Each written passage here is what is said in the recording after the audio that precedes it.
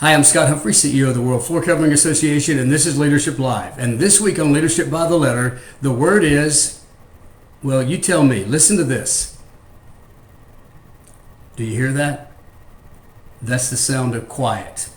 And quiet is our word this week. It simply means making little or no noise. The absence of noise or bustle. It means silence or calm. Quiet is one of the greatest tools that a leader has at their disposal, but highly underutilized because many people do not know how to use it for their benefit. They don't know why being quiet matters.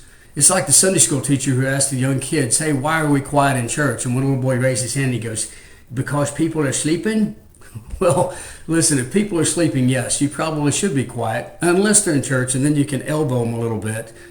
But quiet has many purposes for the leader. Let me go over a few of them for you right now. Number one, quiet helps to build trust. It builds trust in a relationship because we build trust more by listening than we do by speaking. If you will prepare yourself in an introduction to spend your time listening, people love the fact that you are pouring yourself into them by empathizing with what they have to say, especially if they're talking about themselves. Quiet builds trust. Number two, quiet encourages others to speak.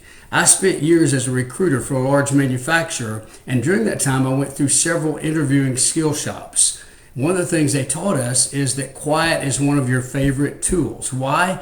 Because when it's uncomfortable for you to be quiet, it's even more uncomfortable for the candidate.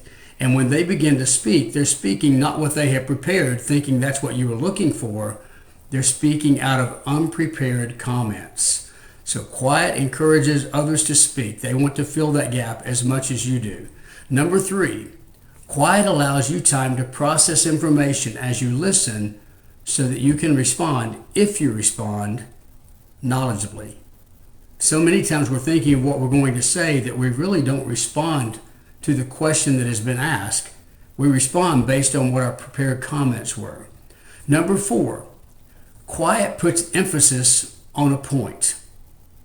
There was a stormy board meeting one time and it got very heated. There was a lot of emotion back and forth. There was one gentleman in the board meeting who had opted not to say anything. He was highly respected, one of those people that when he spoke, everybody would be quiet. And finally they turned to him and they said, listen, you haven't said anything. I think we'd all like to hear your opinion. And he responded, in my years, I have found that quiet sometimes can be an opinion.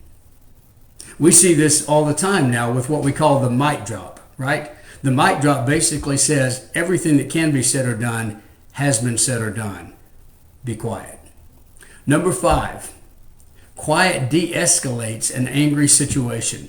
Years ago, I was eating dinner with my son, and a father whose child had played on a baseball team with me years before came up to me afterwards. He was very upset about something that happened years prior, and he had not let go of that. And I remember him storming off in one of the games. I let him vent for about 5 minutes, and at the end of that, my son looked at me and he said, Dad, why did you let that guy talk to you like that? Why did you stay quiet while he was saying all those things? And I remember saying, son, that man has to live with himself every day. If that's the case, I can stand it for 5 minutes.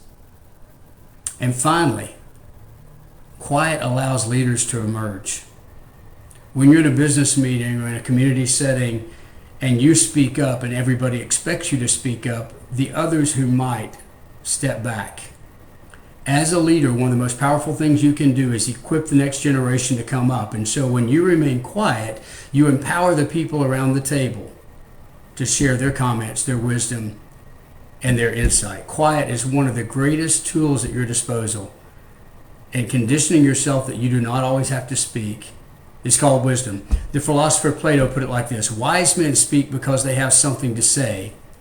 Fools speak because they have to say something. Make sure when you speak, you have something to say, and utilize the tools related to quiet to make you the leader you can and should be. And then go out there and lead.